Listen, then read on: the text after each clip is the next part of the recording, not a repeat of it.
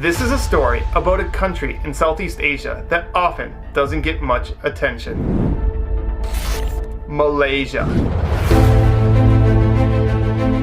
In March, Malaysia was failing. Newspapers published articles about how Malaysia was struggling against COVID-19. Malaysia had 3 times more cases than any country in Southeast Asia. The virus was in every state and federal territory.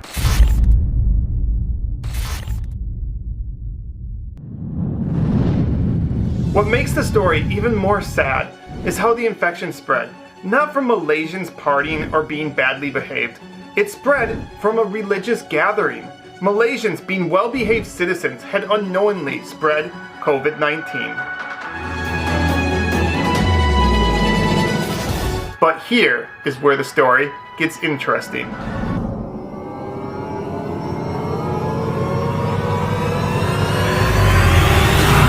Malaysia's government quickly made adjustments.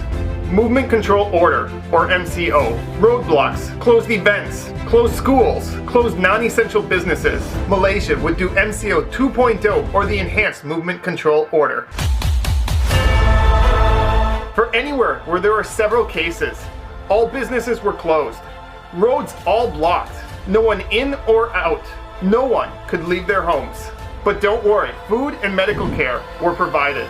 And Malaysia's case numbers? They started to drop.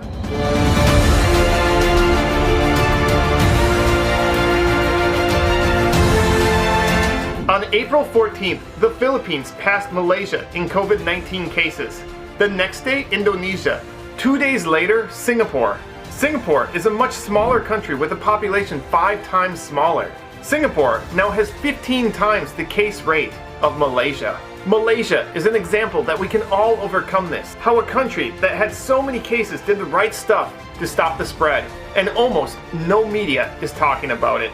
Even myself, I am guilty of this. I made a video of the top 15 countries fighting COVID-19, and Malaysia wasn't included. But luckily, one of my Malaysian followers pointed out Malaysia's story. Malaysia's COVID-19 numbers are good, but when you realize at one point they were 3 times worse than any country in Southeast Asia, and now they're one of the best, it's an incredible story that needs to be told. So I ask you to help me let the world know Malaysia's story.